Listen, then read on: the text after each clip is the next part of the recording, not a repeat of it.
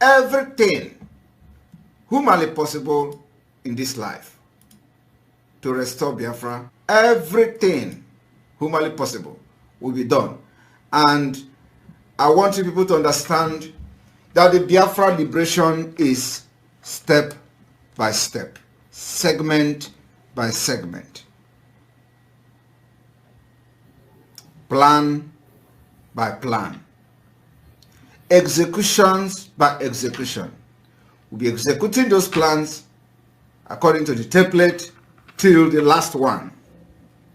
And Biafra. Let us go talk about the objective of your struggle and how do you intend to achieve it in practical terms? In practical terms, it is civil disobedience. The same way that Reverend Dr. Martin Luther King Jr. accomplished civil rights in America, the same way that Mahatma Gandhi led India to independence out of British colonial rule, the same principles we are applying, and might I add, very successfully too. We will do everything possible to unravel and unshackle the zoo called Nigeria. Everything humanly possible. No stone will be left unturned. We will sacrifice everything sacrificable. Material, life, blood will throw into. And we will do everything humanly possible to see the Biafra exit. Did you hear that? Everything humanly possible. And both of them have done everything humanly possible for the restoration of Biafra. And they are still doing. What about you? What about you that is watching this program? What have you done to see that Biafra is restored? What about you that is watching? Are you still busy gossiping? Is it the gossip that will make you to walk away? Is it the propaganda that will make you to walk away? Are you still focused on abusing people, triggering people? There are some of us in this struggle today. Their own job is to trigger people. They will come to your platform to trigger you, to make you get angry and say you are no longer interested. Sometimes you will be discussing a topic. Somebody will come from nowhere and begin to say something different, entirely different from what you are saying, just to trigger you. Some will bring false accusation against you unnecessarily. Is that how you are doing everything to restore Biafra? You that is on the comment section, you that is watching us wherever you are watching, is that how you are doing everything humanly possible to restore? Are you doing everything to stop Biafra or everything to restore Biafra? That is the question. Are you doing everything to restore Biafra or you are doing everything to stop Biafra? I think this is going to be our next topic. Wherever you are watching this program from, I want you to remember that somebody has fought and brought us this far. Somebody has fought to bring us this far, where we are today. You must never forget that.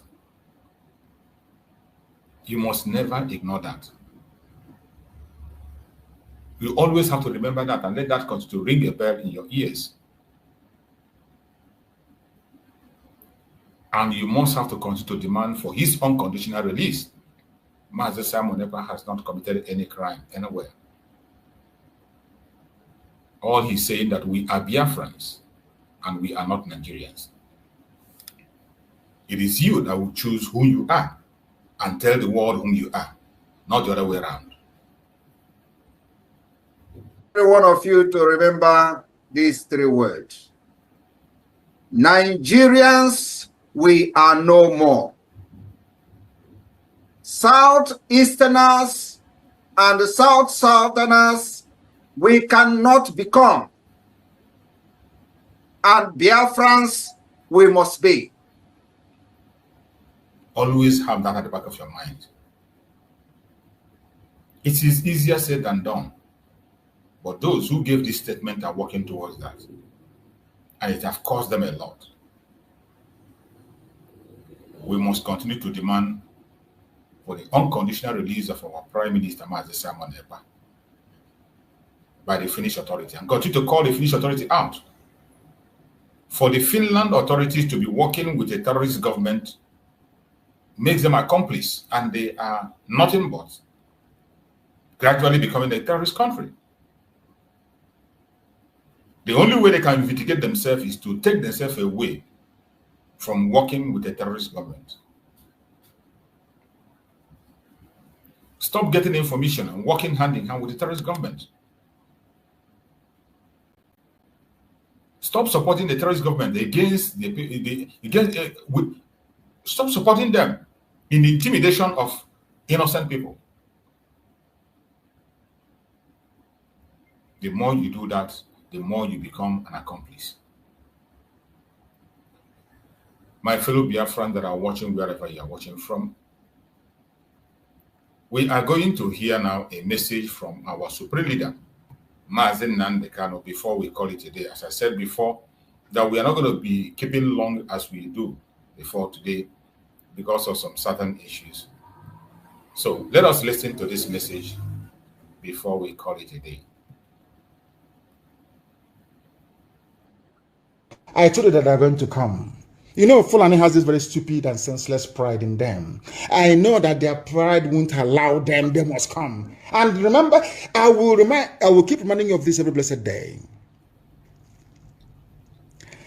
This Fulani army will die in Biafra land. They want to move them in. Maybe to start there. They are doing now is abduction. We are in the season of abduction. Very soon they will try their shoot at sight to see if it will work. But I'm not sure it is going to work for them again, considering that all the entire southern governors have now come together to issue a communique stating it very, very clearly that the way they have been handling things in the past hasn't moved the situation forward. Now what they're trying to do is to try to bring in a new measure. And I want to warn Fulani Janjaweed in Asarok, any measure you bring to our land, we're equal to it. Anything you bring, we are going to face you. You understand that very clearly. Okay? So it doesn't matter what the AIG does, what the IG does, and all these idiots. The more you move men down to the east, the more the north will be taken. But of course, I know it's all the part of the game plan. What they want to do is to emasculate, to intimidate.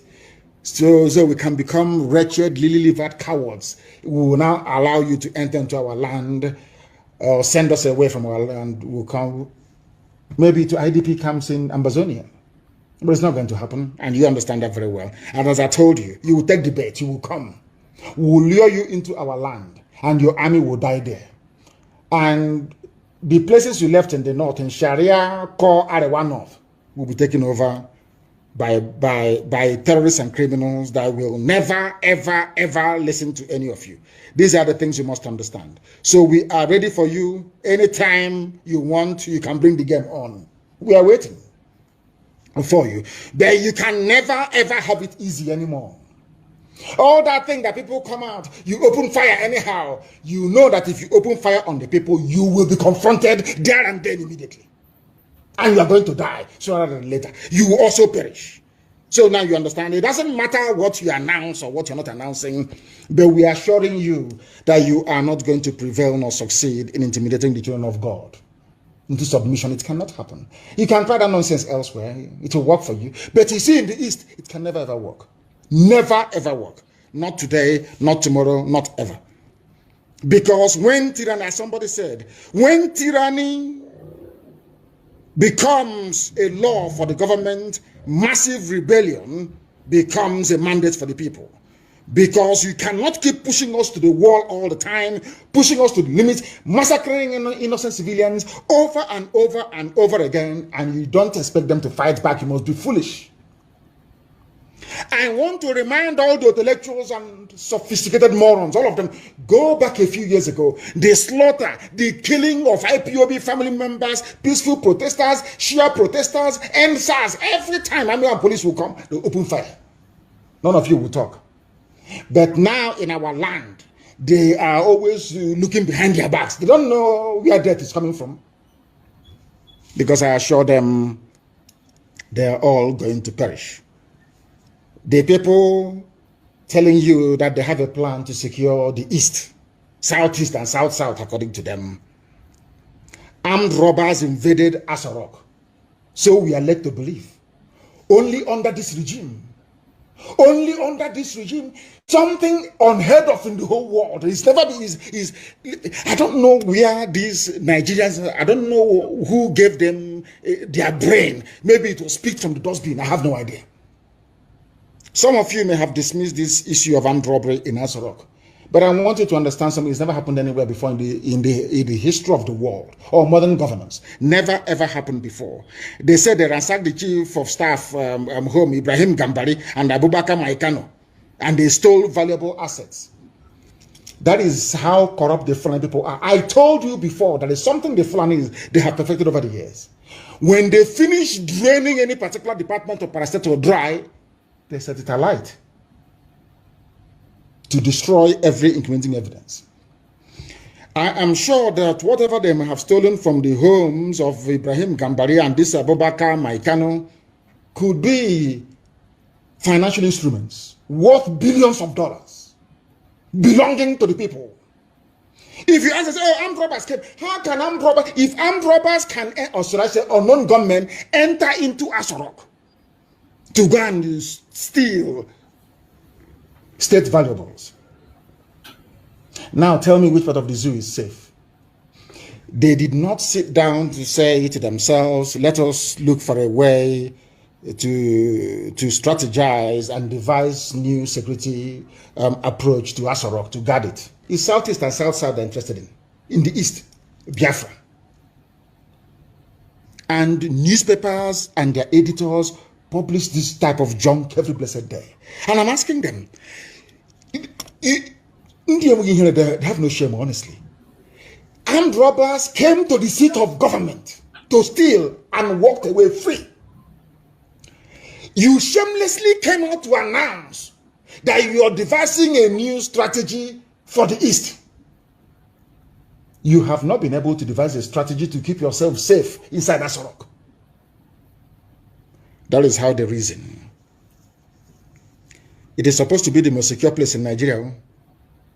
It is now every man for himself. That is why I commend Governor Autumn for what they have done. I will ask the southern governors, when next you're meeting, invite your middle belt counterparts, and you see that the zoo will collapse within 2 weeks. Not just collapse. All those things that you have been asking for, they will give it to you. That is why all of you must come to the fullness, or should I say, to the realization that you must, without fail, keep on doing what you're doing in terms of defending your land. You must defend your land. Look at people suggesting. I mean, can you go to how can I put it, to a gate man in a hospital and ask them to administer any form of treatment because you found them at the gate? Because you found them at the gate of a hospital. These people, they're like gate men in a hospital. You are prescribing a remedy that you cannot even yourself inculcate into the plan to keep your own self safe. You're not safe, but you're busy dishing out directive to go to, we now have a new plan. I'm asking the IG of police, go and secure Asarok first. Go and secure Abuja, where children are no longer going to school. Go and secure Abuja first. Go and recover Medugri. Go and recover parts of Yobe. Go and recover parts of Zamfara from the same terrorists that you groomed before suggesting how peace can be restored in the East. If you want to use that as a cover to bring in your army, they're going to die there anyway, so there's no need. I will not stress myself on this. Bring them now, you're going to see. And I want to warn our Oduduwa brothers, and I made it very clear to the activists last night, that the Fulanis imported a lorry load of arms and ammunition, and the containers were being escorted by the military last night, and they offloaded this very consignment somewhere in Oshodi. But I'll come to that later on. I will give you the full details of exactly what transpired. And that was why Tinubu said that we had planned to bomb Lagos, something that is undoable in a billion years. In a billion years. They think we are very good students of contemporary history. We know the history of the war. I know personally how people from the West viewed the move by Biafran army to go and capture the seat of power or to neutralize them. It wasn't even an army of conquest to conquer Yoruba people, of course not. It was heading straight to Dodan Barracks in those days to go and neutralize them. I know personally how my Yoruba friends have explained to me their trepidation and their fear over that very expedition led by Banjo then. We know. So we cannot try anything stupid. We can never, ever, ever, not on this earth, antagonize our Yoruba brethren. Our Oduduwa brethren. It's impossible. We can never do it. We meet all the time. We have meetings all the time. So how can we? Are you telling me that all those gallant men in OPC, all those gallant men all over Yoruba land, they cannot do any work? If we agree that they should go and start, disturbing those who are disturbing them, they have more than enough men to do it. More than enough to do it. We don't have to go there. But they lied as usual, as they always do. As they always do. As they always do. But in the north, what is happening? Some of you must be aware of what DSS is doing in and around Abuja. And do you also know that DSS, they also get a cut of the ransom? Are you aware of that? Do you know that the DSS or SSS, they should be properly referred to, do you know that they get a share from bandits? So Fulani people are not even happy owning all the oil wells, controlling the Ministry of Finance, controlling Asura, controlling almost everybody, controlling the defense budget.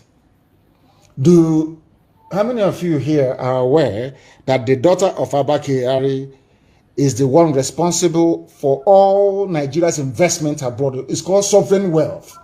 Investment in stock markets all over the world is the daughter of Abba Kyari. They control everything. Federal inland revenue, every source of finance. Finance minister is always Fulani. Even when you plant your joro, or you plant maize, or you plant cabbage or carrot, the same Fulani terrorists will come and destroy it, use it to feed their cattle, and kidnap you in the process. Even that little money you have made by selling maize or yam or cabbage or watermelon, you now use it to pay the same Fulani to release your child, release your father, or release your mother back to you safely. Do you see what is happening? And you'll be astonished. I don't know why the mainstream media in the zoo doesn't want to give this very particular piece of news the coverage that it deserves. How we receive weapons from DSS agents and share the gains by Fulani bandits, Fulani terrorists. DSS that is busy abducting people. Oh, they want us to go into kidnapping and armed robbery as well. That's what they want. So we can start sharing the money. Okay, that's what they're looking for.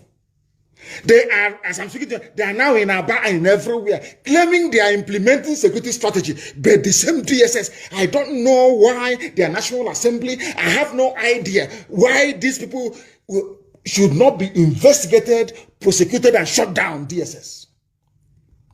Instead of contributing to making your lives as safe as it can be within the contraption, they are making it worse. I'll read it for you.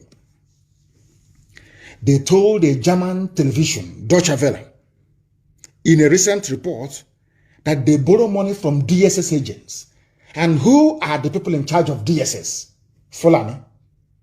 Who are the people borrowing guns and ammunition from DSS? Fulani terrorists. That is why the South must understand they are all in this whole thing together. They're all in it together. As the security is worsening in Nigeria, armed bandits terrorizing different parts of the country have made a startling revelation to the German, I think it is the flagship media in Germany, Deutsche Welle, that they have been receiving weapons from operatives of DSS. You see their DSS, you see them with their uniform DSS. They are worse than bandits. These are hardened criminals, and none of them are Fulani. Very, very sadly. The criminals told Deutsche Welle in a recent report that they borrow weapons from the state agents and then go to work to share the ill-gotten gains together. They go, you pay ransom, they go to school. Now I know the reason why they keep sending that terrorist Sheikh Gumi to go and negotiate. They know where they are.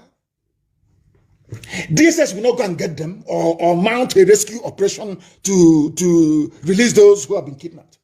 Instead, they are waiting for you to pay the ransom. They will tell Sheikh Gumi, tell them to pay, tell them to pay. It's dicey. Operationally, it's not difficult. The terrain is, there's a valley, there is a hill. Talking rubbish. You give that 100 million naira ransom to the bandits. DSS will collect their own cut. Maybe take their guns or say, oh, boys, well done. In the same one Nigeria. In the same one Nigeria. Now the world knows because Deutsche Welle carried it. That thing we have been saying for years, that all the Fulani cabal that are in it together, every Fulani person in any sensible position in government is part of this very grand conspiracy to overwhelm all of you. If you don't submit to their will, willingly, they will use every tactics, including terror, to get it from you. Now, the whole world knows, including the government of the USA, the EU, the UK, Japan, Russia, China, everyone now is fully aware of the fact that Nigerian security forces are the ones fueling insecurity for financial benefits. It is here in the news. Go and Google it. It is very clear. Insecurity, how we receive weapons from DSS agents and share the gains. These are Fulani people, perhaps from Timbuktu, telling Deutsche Welle. And all of you are there shouting one Nigeria, making the Janjaweed feel that you need them, whereas they are the ones that need us to survive. I have asked you this thing before. Go and read the amalgamation document. Lugard made it very, very clear. The reason why we are amalgamating the North and the South is because the North is poor. They have nothing. Till today, they still have nothing. These are the things you must bear in mind. The time we are live and direct, for those who are peddling, I'll come to that thief, Bola made it Tinubu later on, to those writing junk that Interpol is looking for Nnamdi Kanu. He fled from London. The time now is 7:55, live. Interpol, they know where I am. Everybody knows. If you want to know, you will know. These people are stupid. Cheap gutter propaganda. That was how you managed to put the late dead Buhari in office, by writing junk and lying. You don't know we are IPOB. We are very, very formidable. You don't understand that? We are highly, highly formidable. You must understand it. You must understand it. I don't blame the Fulani Janjaweed.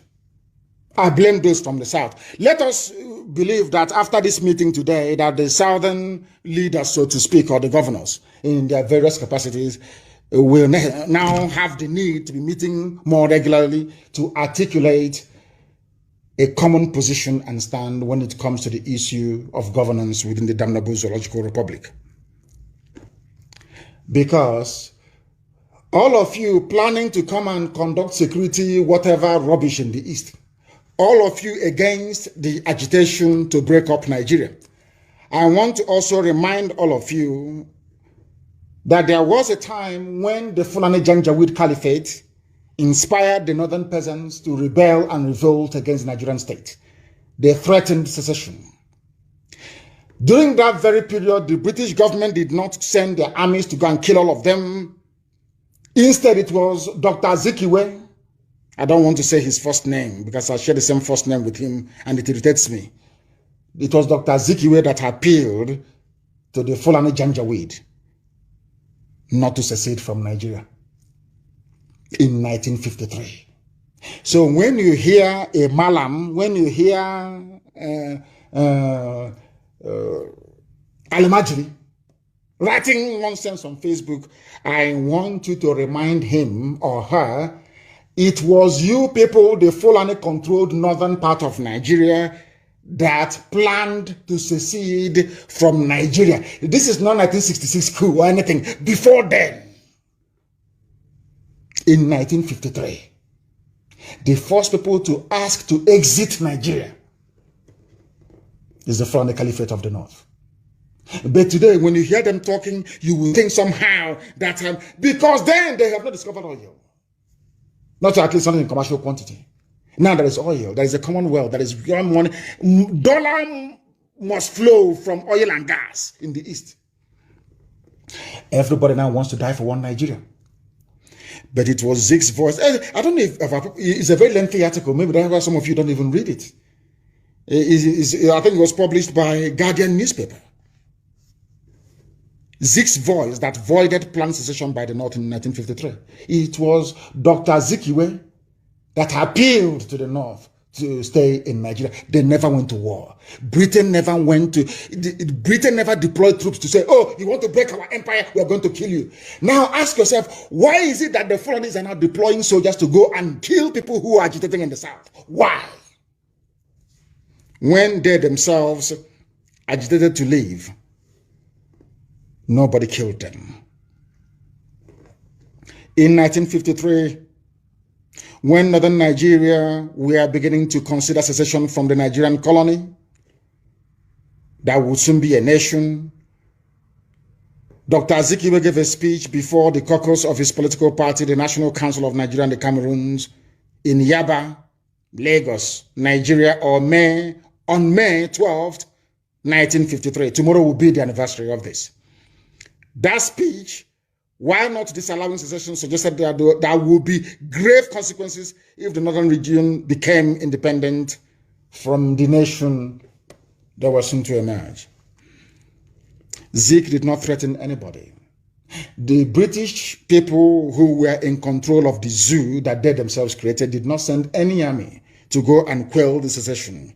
That is the reason why they banned history in your schools. That is why some of you do not know history. The first people to attempt secession from Nigeria were the Fulani of Janjaweed in 1953. Who stopped them from seceding?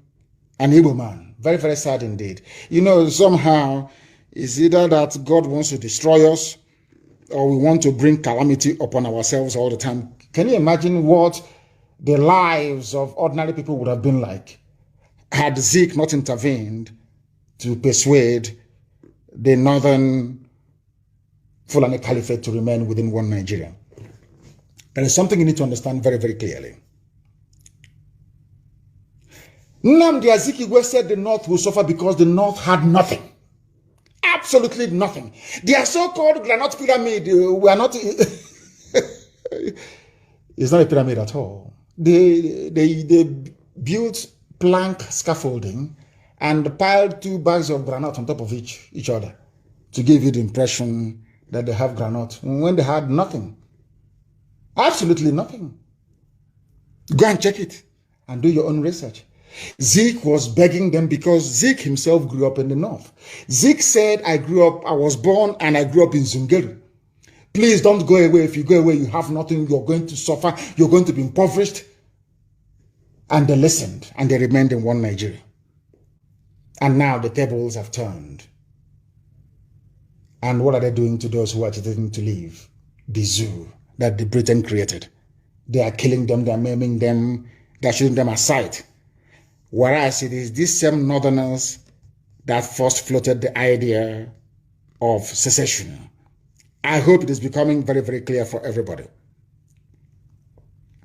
What they have given to us are headsmen, terrorists, rapists, murderers, kidnappers across the entire length and breadth of the zoo called Nigeria.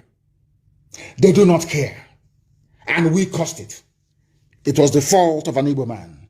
Now I understand why sometimes I will speak or write very angrily about Dr. Azikiwe. Now I understand the reason why. It wasn't his fault after all. Today we are agitating to be free. Today we are fighting to be free in the East and in the West. And what have they done? The APC-led government of Lagos State, in conjunction with the Lagos State Commissioner of Police, having concluded plans to attack some parts of Yoruba land and blame it on IPOB, just to create a discord between the Yoruba nation and the Biafran nation, and to destroy the cordial relationship that these two agitating nations have maintained very lately. They want to destroy it. Tinubu knows that he's not going anywhere. So he has now unleashed his machinery. Everything in his arsenal has now come out to try to fight us, to try to fight me, and to try to fight the children of God. But it's going to fail. I want the world to know tonight that Tinubu will later pay hoodlums, because that's how they behave in Lagos, to attack some parts of that very city, so they can later accuse IPOB of masterminding the attacks. This is what some unscrupulous politicians, very desperate criminals are doing in Nigeria today. I want to ask Tinubu, who is a thief and a criminal, why did you not come to the pages of newspapers and television screen to announce the numerous sackings of Yoruba villages by Fulani Janjaweed, bandits and terrorists? Because there are Yoruba people right now in Benin Republic. Why was there no hoo-ha about Yoruba villages being sacked by Fulani Janjaweed? Why? That tells you all you need to know about these people and their intentions. Are Yoruba people, I want to ask Tinubu, are Yoruba people not refugees in Benin Republic? Who put them in refugee camps in Benin Republic? Are you telling me that Yoruba media is afraid of their Fulani masters, and in their docility, real damage is being done in Yoruba land? You have the courage to link IPOB to whatever nefarious activities that you're planning to unleash in and around Lagos. But people that pursued Yoruba people into Benin Republic, you cannot write about them nor admonish them the way you have tried to do against the squeaky clean image of the indigenous people of Biafra. This is very, very sickening. It is a very desperate and psychopathic attempt by this very thief, this very gluttonous and insatiable criminal that will do anything to appease his Fulani overlords. The same man that introduced ethnicity and tribe into the NSAS protest, along with the same corrupt and satanic Yoruba media. They thought they were going to succeed. They tried it yesterday and it failed. Only one tweet, I tweeted, only one. The whole thing collapsed. And of course, when they were pursuing Yoruba Oduduwa activists, and they asked us to ask them, what do you have to say? IPOB is going to bomb Lagos. What do you have to say? They said it's a lie. Go and ask the journalists. All the people they call, all the heavyweights,